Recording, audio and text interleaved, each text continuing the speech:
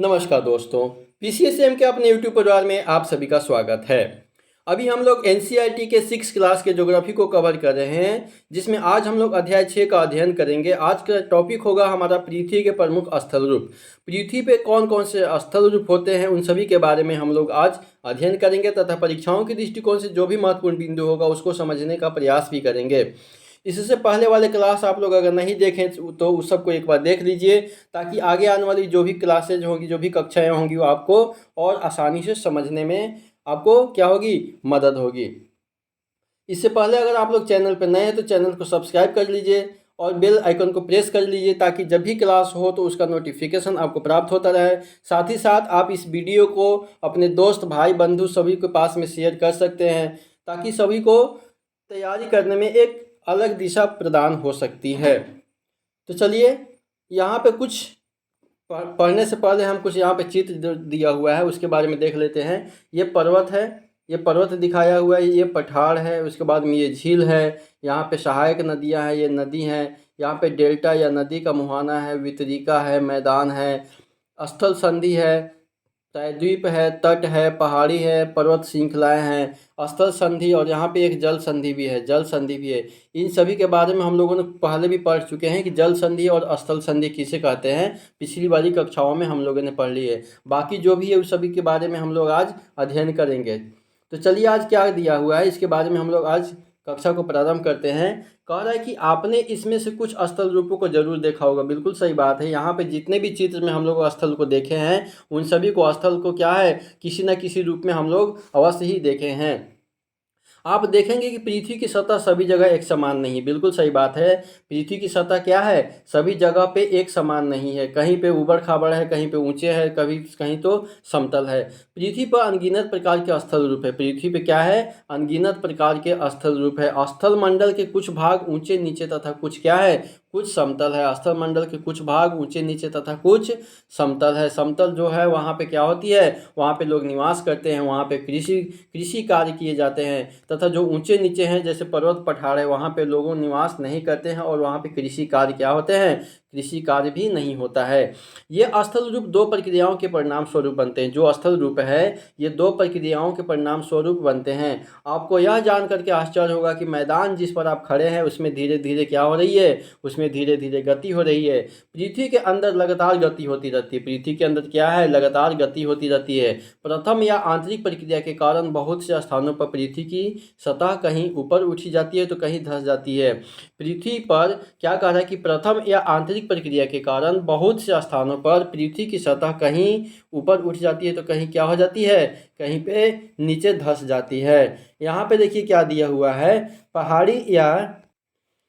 पहाड़ी वह स्थलीय भाग है। पहाड़ी क्या है, पहाड़ी किसे कहते हैं, पहाड़ी का अगर डेफिनेशन कोई पूछे तो पहाड़ी वह स्थलीय भाग है जो कि आसपास की भूमि से ऊंची उठी हुई होती है। क्या कह रहा है, पहाड़ी वह स्थलीय भाग है जो कि आसपास की भूमि से ऊंची उठी होती है। 600 मीटर से अधिक, 600 मीटर से अधिक ऊंचाई एवं खड़ी ढाल वाली पहाड़ी को पर्वत कहा जाता है। 600 मीटर से अधिक ऊंचाई एवं खड़ी ढाल वाली पहाड़ी को क्या कहा जाता है, उसको पर्वत कहा जाता है। 800 मीटर, 8000 मीटर, माफ़ कीजिएगा, 8000 मीटर से ऊंचे कुछ पर्वतों के नाम बताइए। पिछली कक्षाओं में हम लोग बहुत सारे पर्वत पठार के बारे में भी अध्ययन किए थे। 8000 से ऊपर क्या है, एवरेस्ट पर्वत के बारे में सोचिए, चाहे और बहुत सारे हैं, कंचनजंगा, बहुत सारे, नमचा बरवाचा, बहुत कुछ है। इस सभी के बारे में आप लोग सोचिएगा और कमेंट बॉक्स में उत्तर देने का प्रयास कीजिएगा कि 8000 से ऊंचाई वाले कौन कौन से पर्वत श्रृंखला है। दूसरी क्या कह रहा है, दूसरी या बाह्य प्रक्रिया स्थल के लगातार बनने एवं टूटने की प्रक्रिया होती है। दूसरी क्या है, दूसरी या बाह्य प्रक्रिया क्या होती है, स्थल के लगातार बनने एवं टूटने की क्या है, प्रक्रिया है। पृथ्वी की सतह के टूट करके घिस जाने को अपरदन कहते हैं। पृथ्वी की सतह के टूट करके घिस जाने को अपरदन कहते हैं। अपरदन की क्रिया के द्वारा सतह नीचे हो जाता है। अपरदन की क्रिया के द्वारा क्या होता है, सतह नीचे हो जाता है। पृथ्वी की सतह के टूट करके भी अपरदन होता है और पेड़ पौधे काट देते हैं तो भी वहाँ से क्या होता है, मिट्टी का अपरदन होने लगता है।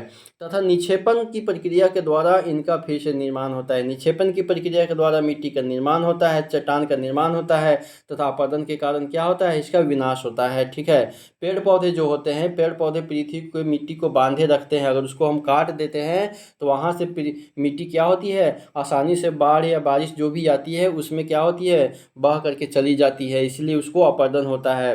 पेड़ पौधे काटने से मिट्टी का अपरदन होता है। ठीक है, उसके बाद में ये दो प्रक्रियाएं बहते हुए जल, वायु तथा बर्फ के द्वारा होती है। ये जो निक्षेपण और अपरदन, निक्षेपण और अपरदन जो है किसके कारण होता है, बहते हुए जल के कारण, वायु के कारण, बर्फ के कारण होता है। जब ज़्यादा जल हो जाता है, जब बाढ़ आ जाती है, उस समय क्या होता है, मिट्टी का बहाव होने लगता है। उसके बाद में वायु आ जाती है, वायु के द्वारा भी मिट्टी उड़ा करके एक स्थान से दूसरे स्थान पर ले जाया जाता है। बर्फ हो जाती है, बर्फ के द्वारा भी मिट्टी का क्या होता है, अपरदन और निक्षेपण होता है। तो मिट्टी के अपरदन और निक्षेपण में ये सभी प्रक्रियाएं क्या है, जिम्मेवार कारक है, जल, वायु और बर्फ। ठीक है, हम विभिन्न स्थल रूपों को उनकी ऊंचाई एवं ढाल के आधार पर पर्वत, पठार एवं मैदानों में वर्गीकृत कर सकते हैं। हम विभिन्न स्थल रूपों को उनकी ऊंचाई एवं ढाल के आधार पर क्या कर सकते हैं, उसको पर्वत, पठार और मैदान के रूप में वर्गीकृत कर सकते हैं। उसको कह सकते हैं कि कौन सा पर्वत है, कौन सा पठार है, कौन सा मैदान है। आइए आगे हम लोग पर्वत के बारे में अध्ययन करते हैं कि पर्वत किसे कहते हैं। ठीक है, पर्वत के बारे में अध्ययन करते हैं। पर्वत जो होता है हमारा, पर्वत जो है पृथ्वी की सतह की प्राकृतिक ऊंचाई है। पृथ्वी की सतह पे जो प्राकृतिक ऊंचाई है, जो नेचुरल ऊंचाई है, उसको पर्वत कहा जाता है।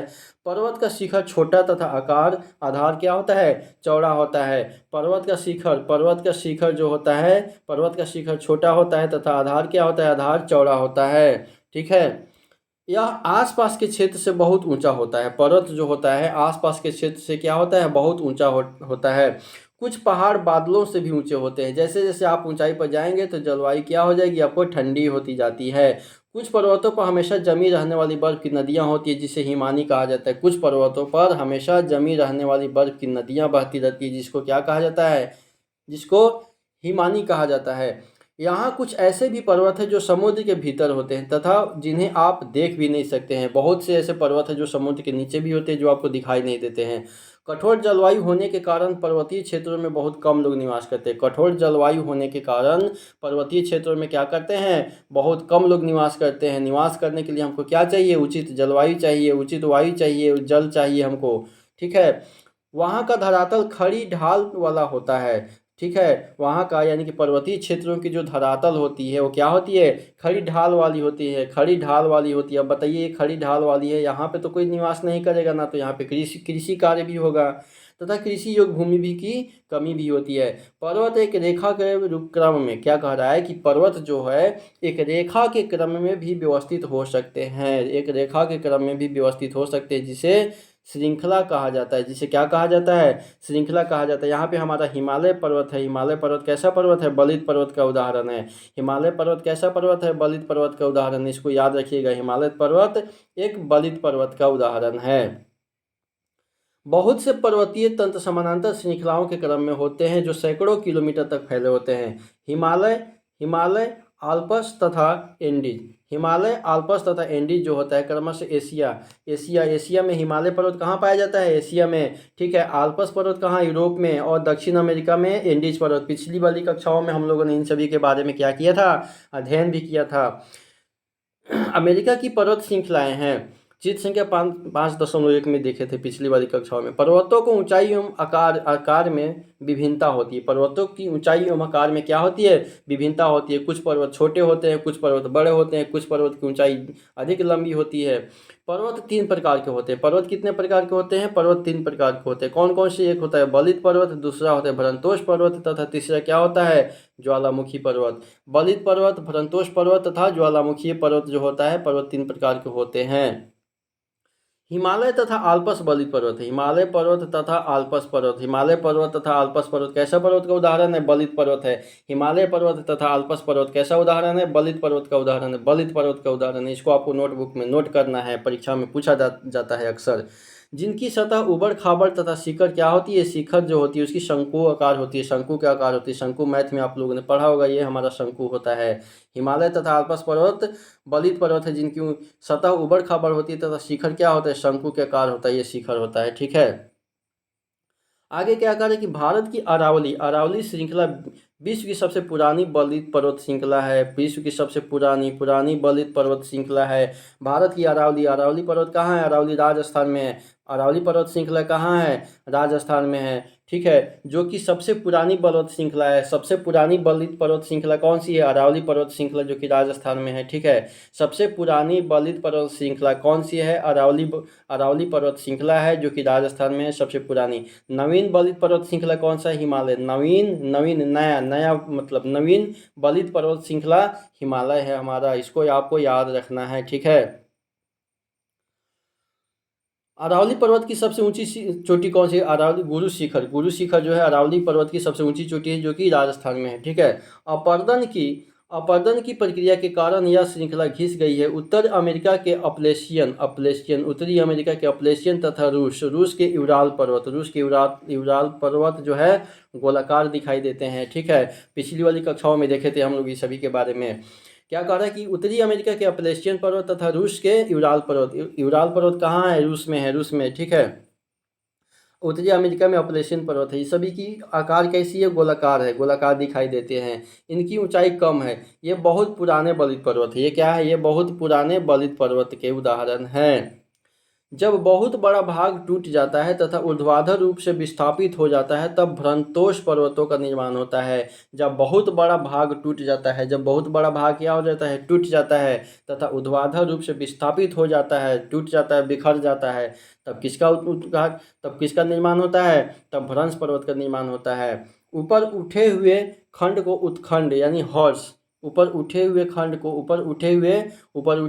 को उत्खंड यानी कि हॉर्स्ट तथा नीचे धंसे हुए खंडों को द्रोणिका यानी कि भ्रंश ग्राबेन कहा जाता है।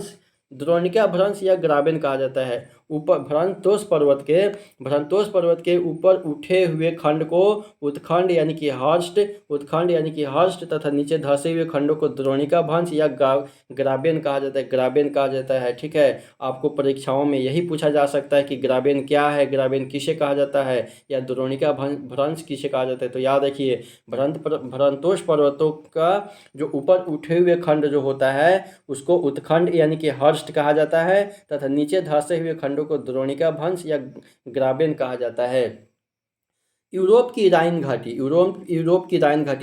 कहाँ है? यूरोप में है। यूरोप की राइन घाटी तथा वासजेस पर्वत इस तरह के पर्वत तंत्र के उदाहरण हैं। यूरोप की राइन घाटी तथा वासजेस पर्वत जो है इस तरह के पर्वत तंत्र के क्या है? उदाहरण है। कैसे पर्वत तंत्र के? तो भ्रंतोष पर्वत तंत्र के उदाहरण है। ठीक है, एटलस अफ्रीका में एटलस में दिए गए विश्व मानचित्र से उनकी स्थिति को देखिए तथा इस प्रकार की भू आकृतियों के कुछ और उदाहरणों का क्या कीजिए? पता लगाइए। ज्वालामुखी पर्वत जो है ज्वालामुखी क्रियाओं के कारण बनती है। ज्वालामुखी पर्वत किसके कारण बनती है? तो ज्वालामुखी पर्वत ज्वालामुखी क्रियाओं के कारण बनती है। अफ्रीका का माउंट किलिमंजारो किस महाद्वीप में है? अफ्रीका में। माउंट किलिमंजारो किस महाद्वीप में है? अफ्रीका महाद्वीप में है। तो अफ्रीका महाद्वीप का माउंट किलिमंजारो तथा जापान का फ्यूजियामा इस तरह के पर्वतों का उदाहरण है। फ्यूजियामा पर्वत किस देश में है? जापान में। फ्यूजियामा जापान में है। ठीक है, कि माउंट किलिमंजारो अफ्रीका में है।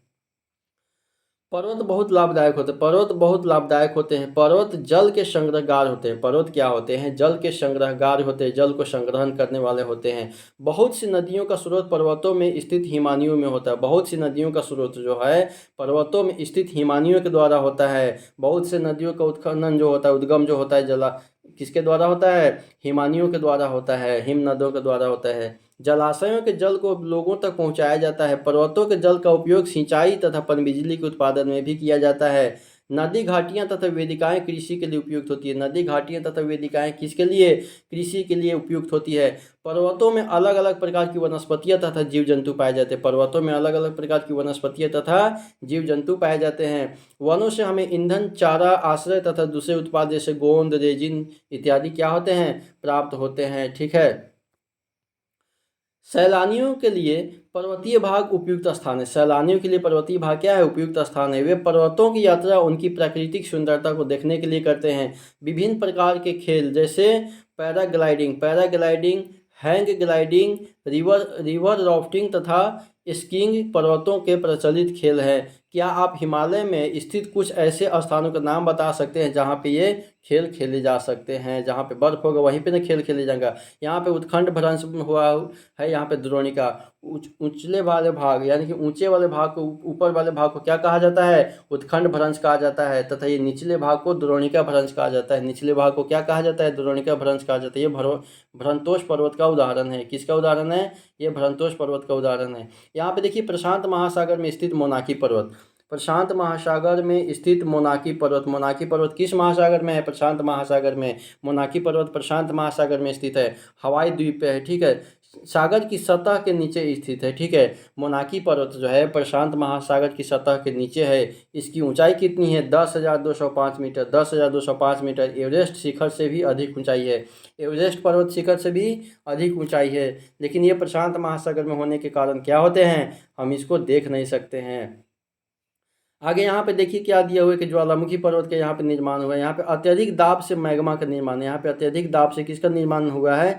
यहाँ पे मैग्मा का निर्माण हुआ है। ठीक है, यहाँ पे देखिए अत्यधिक दाब से मैग्मा का निर्माण हुआ है। किनारों से निकली पिघलती चट्टानें लावा कहलाती। किनारों से निकली, यहाँ पे किनारों से निकली ये लावा का निर्माण हुआ। ये हमारा ज्वालामुखी उद्गम हुआ है, ज्वालामुखी का उद्गार हुआ है। तो किनारों से निकली पिघली चट्टान लावा कहलाती है। किनारों से निकली पिघली चट्टान जो है वो लावा कहलाती है। ठीक है, ज्वालामुखी राख, भाप और गैस युक्त बने बादल होते हैं। ज्वालामुखी क्या होता है? राख, भाप और गैस युक्त बने बादल होते हैं। ठीक है, यहाँ पे लावा का ये लावा निकला हुआ है। ठीक है, ज्वालामुखी शंकु का निर्माण राख और लावा की परतों के जमने से होता है। ज्वालामुखी शंकु का निर्माण किसके कारण होता है? ज्वालामुखी शंकु का निर्माण राख और लावा की परतों के जमने से होता है। पीडीएफ नहीं दिखाई दे रहा है तो हम बोल दे रहे हैं, जिसको आप सुन लीजिए। ठीक है, आगे ये देखते हैं कि पठार के बारे में हम लोग अध्ययन करते हैं। पठार किसे कहते हैं? पठार किसे कहते हैं? पठार जो होता है ऊंची उठी हुई एवं सपाट भूमि होती है। पठार क्या होता है? उठी हुई एवं सपाट भूमि होता है, प्लेन भूमि होता है।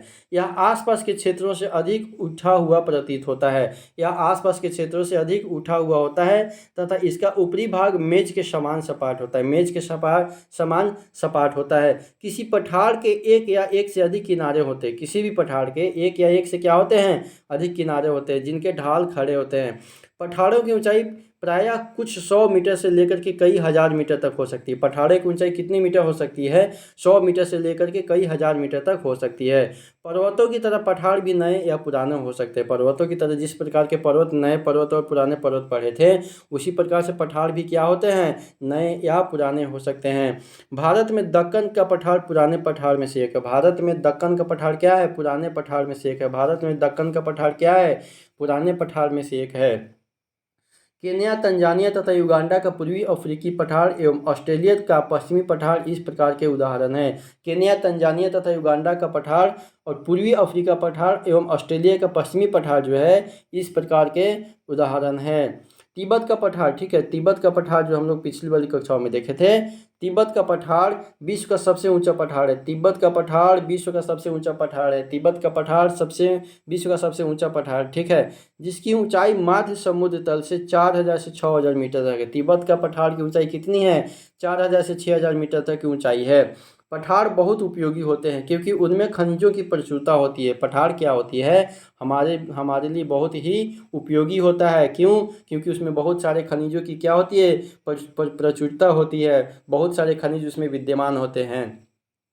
यही कारण है कि विश्व के बहुत से खनन क्षेत्र पठारी भागों में स्थित होते हैं। अफ्रीका का पठार सोना एवं हीरों के खनन के लिए प्रसिद्ध है। अफ्रीका का पठार सोना एवं हीरा के खनन के लिए प्रसिद्ध है, ठीक है। भारत में छोटा नागपुर के पठार में लोहा, कोयला तथा मैग्नीज के बहुत बड़े भंडार पाए जाते हैं। भारत में छोटा नागपुर के पठार में लोहा, कोयला तथा मैग्नीज पाए जाते हैं। किसमें? भारत के छोटा नागपुर के पठार में, ठीक है। पठारी क्षेत्र में बहुत से जलप्रपात हो सकते हैं क्योंकि यहाँ नदियाँ ऊंचाई से गिरती है। पठारी क्षेत्र में बहुत से जलप्रपात हो सकते हैं क्योंकि यहाँ नदियाँ ऊंचाई से गिरती है। भारत में छोटा नागपुर पठार पर स्वर्णरेखा नदी पर स्थित हुंडरू जलप्रपात, ठीक है, तथा कर्नाटक में जोग जलप्रपात इस प्रकार के जलप्रपातों के क्या है? उदाहरण है, ठीक है। हुंडरू जलप्रपात किस नदी पे है? हुंडरू जलप्रपात स्वर्णरेखा नदी पे है। हुंडरू जलप्रपात हुंड्रू जलप्रपात किस नदी पे है? तो स्वर्णरेखा नदी पे है। कहाँ पे? छोटा नागपुर में, जो कि झारखंड में पड़ता है। और जोग या गरसोपा, जोग या गरसोपा इसी का, दोनों का एक ही नाम है। जोग या गरसोपा जलप्रपात जो है कर्नाटक में है, जो कि शरावती नदी पे है। जोग या गरसोपा जलप्रपात शरावती नदी जो कि कर्नाटक में है।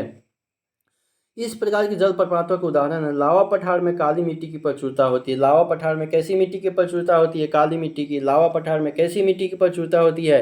काली मिट्टी की प्रचुरता होती है। उसमें काली मिट्टी अत्यधिक मात्रा में पाए जाते हैं, जो कि उपजाऊ मिट्टी होती है। काली मिट्टी उपजाऊ होती है। काली मिट्टी किसके लिए होती है? कपास के लिए एवं खेती के लिए काफ़ी अच्छी होती है। कई पठारों में रमणीय स्थल होते हैं जो पर्यटकों को क्या करते हैं? आकर्षित करते हैं। काली मिट्टी कपास के लिए अत्यधिक उपयोगी होती है। आगे ये मैदान के बारे में हम लोग देखते हैं, मैदान किसे कहते हैं। मैदान जो होता है समतल भूमि के बहुत बड़े भाग होते हैं। वे सामान्यतः माध्य समुद्री तल से 200 मीटर से अधिक ऊंचे नहीं होते। मैदान जो होते हैं 200 मीटर से अधिक ऊंचे नहीं होते हैं। कुछ मैदान काफ़ी समतल होते हैं, कुछ उर्मिल तथा तरंगित हो सकते हैं। अधिकांश मैदान नदियों तथा उनकी सहायक नदियों के द्वारा बने होते हैं। नदियां जो है पर्वतों के ढालों पर नीचे की ओर बहती है तथा उन्हें अपरदित कर देती हैं। वे अपरदित पदार्थों को अपने साथ आगे की ओर ले जाती है। अपने साथ ढोए जाने वाले पदार्थ जैसे पत्थर, बालू तथा सिल्ट को वे घाटियों में निक्षेपित कर देते हैं। इन्हीं निक्षेपों से मैदानों का क्या होता है? निर्माण होता है। ठीक है। सामान्यतः मैदान बहुत बहुत अधिक उपजाऊ होते हैं। मैदान जो होते हैं बहुत अधिक उपजाऊ होते हैं। वहाँ पे कृषि कार्य किए जाते हैं। यहाँ परिवहन के साधनों का निर्माण करना आसान होता है। इसलिए मैदान विश्व के सबसे अधिक जनसंख्या वाले भाग होते हैं। नदियों के द्वारा बनाए गए कुछ बड़े मैदान एशिया तथा उत्तरी अमेरिका में पाए जाते हैं। एशिया में स्थित भारत में गंगा एवं ब्रह्मपुत्र का मैदान तथा चीन में यांगत्से नदी का मैदान इसके प्रमुख उदाहरण है। ठीक है। क्या कह रहा है कि भारत जो है एशिया में पड़ता है। एशिया महादेश में पड़ता है। ठीक है, एशिया महाद्वीप में। तो भारत जो है, भारत में गंगा एवं ब्रह्मपुत्र का मैदान तथा चीन में यांगत्से नदी का मैदान जो है किसका? समतल मैदान का उदाहरण है। मैदान मनुष्यों के रहने के लिए सबसे उपयोगी क्षेत्र होते हैं। यहाँ की जनसंख्या बहुत अधिक होती है क्योंकि मकानों को बनाने तथा खेती के लिए यहाँ समतल भूमि की प्रचुरता होती है। उपजाऊ मिट्टी के कारण यह भाग क्या होता है? खेती के लिए काफ़ी उपयुक्त होता है। भारत में गंगा का मैदान देश में सबसे अधिक जनसंख्या वाला क्षेत्र है। भारत में गंगा का मैदान देश में सबसे अधिक जनसंख्या वाला क्या है? क्षेत्र है। अब आइए स्थल रूप एवं लोग के बारे में देख लेते हैं। स्थल रूपों की विभिन्नता के अनुरूप स्थल रूपों की विभिन्नता के अनुरूप ही मानव जो है विभिन्न प्रकार से जीवन यापन करते हैं। पर्वतीय क्षेत्रों का जीवन कठिन होता है। मैदानी क्षेत्रों का जीवन पर्वतीय क्षेत्रों की तुलना में सरल होता है। क्यों? क्योंकि मैदानों में फसलें उगाना, घर बनाना, सड़कें बनाना पर्वतीय क्षेत्रों की तुलना में अत्यधिक आसान होता है। विभिन्न प्रकार के स्थल रूपों पर रहने वाले लोगों के रहन सहन के तरीकों में कुछ अंतर होता है। क्या आप उनमें से कुछ अंतरों को बता सकते हैं? कभी कभी प्राकृतिक आपदाएं जैसे भूकंप, ज्वालामुखी उद्गार, तूफान या बाढ़ बहुत ही विनाश कर देते हैं। इन आकस्मिक घटनाओं के बारे में जागरूकता पैदा करके हम इनमें आने वाले खतरों को क्या कर सकते हैं? कम कर सकते हैं। हम कितने तरीकों से जल एवं स्थल को उपयोग में ला सकते हैं, इसका पता हम अपने आसपास के क्षेत्र से लगा सकते हैं कि हम अपने आसपास के जितने भी जल है या फिर स्थल है उसका उपयोग हम किन किन कार्यों के लिए कर सकते हैं। प्रायः हम स्थल का उपयोग गलत तरीकों से करते हैं। हम स्थल का उपयोग क्या करते हैं? गलत तरीकों से करते हैं। जैसे उपजाऊ भूमि पर मकानों का निर्माण करना, ये बिल्कुल गलत तरीका है। इसका जिम्मेदार क्या है? जनसंख्या का वृद्धि। जनसंख्या की जैसे जैसे वृद्धि होती है वैसे वैसे हमको रहने के लिए मकान होना चाहिए और खाने के लिए अनाज भी होना चाहिए। लेकिन अनाज के लिए हम भूमि पे क्या करते हैं? मकान बना देते हैं, जो कि बिल्कुल ही गलत है। इसी प्रकार हम लोग कूड़ा किसी भी भूमि या पानी में फेंक देते हैं, जो कि भूमि पे क्या है? नुकसान होता है। ठीक है, सभी के लिए नुकसान है, जो कि उन्हें गंदा कर देता है। हमें प्रकृति के इस महत्वपूर्ण वरदान का उपयोग इस प्रकार नहीं करना चाहिए। उपलब्ध भूमि केवल हमारे लिए उपयोग नहीं है। उपलब्ध भूमि जो है केवल हमारे ही उपयोग के लिए नहीं है। यह हमारा कर्तव्य है कि हम आगे आने वाली पीढ़ियों के लिए भी पृथ्वी को क्या कर सकते हैं? सुरक्षित कर सकते हैं। एक प्रदूषित नदी यहाँ पे देखिए, यहाँ पे एक प्रदूषित नदी को दिखाया गया है। यहाँ पे एक प्रदूषित नदी को दिखाया गया है। ठीक है, आइए यहाँ पे स्वच्छ मिशन के बारे में कुछ दिखाया गया है। स्वच्छ मिशन के बारे में दिखाया गया है। देखते हैं। स्वस्थ शरीर में स्वच्छ मस्तिष्क निवास करता है। बिल्कुल सही बात है। स्वस्थ शरीर में स्वस्थ मस्तिष्क निवास करता है और स्वस्थ शरीर के लिए स्वच्छ पर्यावरण, विशेष रूप से साफ जल, वायु तथा स्वच्छ वातावरण प्राथमिक आवश्यकताएं हैं। इन सभी प्राथमिक आवश्यकताओं को सभी लोगों को सुलभ कराने हेतु भारत सरकार द्वारा भारत स्वच्छ भारत मिशन कार्यक्रम चलाया जा रहा है। ठीक है, यहाँ पे देखिए विभिन्न प्रकार के यहाँ पे चित्र दिए गए हैं। ठीक है, तो आज यहीं पे था। चलिए कुछ प्रश्न को देख लेते हैं हम लोग। यहाँ पे क्या कह रहा है कि पर्वत पठारों से भिन्न होते हैं। पर्वत पठार से कैसे भिन्न होते हैं? ऊंचाई से होते हैं, ढाल से होते हैं, या अभिमुखता से होते हैं? कैसे होते हैं आप देखिए, अभी पढ़े हैं। हिमानी कहाँ पाई जाती है? पर्वत में, मैदान में, पठार में? पर्वत में, मैदान में, पठार में। कहाँ पे हिमानी पाई जाती है? दक्कन पठार कहाँ स्थित है? दक्कन का पठार कहाँ स्थित है? केन्या, ऑस्ट्रेलिया, भारत में कहाँ है? यांगत्सी नदी कहाँ बहती है? दक्षिण अमेरिका, ऑस्ट्रेलिया, चीन में कहाँ बहती है? यूरोप की एक महत्वपूर्ण पर्वत श्रृंखला कौन सी? यूरोप की एंडीज, आल्प्स या रॉकीज? कौन सी? यूरोप की आल्प्स। आल्प्स यूरोप की है। यांगत्सी नदी कहाँ बहती है? चीन में बहती है, सब तो पता है। दक्कन का पठार कहाँ है? दक्कन का पठार भारत में है, सबसे सबसे लंबा पठार है। ठीक है, हिमानी कहाँ पाई जाती है? पर्वतों पे हिमानी पाई जाती है। ठीक है, पर्वतों पे क्या पाई जाती है? हिमानी कहाँ पाई जाती है? पर्वतों पे पाई जाती है। पर्वतों जो होती है पठार से कैसे भिन्न होते हैं? ऊंचाई से या फिर ढाल से होते हैं। ये सभी हम लोग आज अध्ययन किए हैं। तो चलिए इसी के साथ आज यहीं तक रहा। इसी के साथ कक्षा को समाप्त करते हैं। वीडियो देखने के लिए आप सभी का बहुत बहुत धन्यवाद।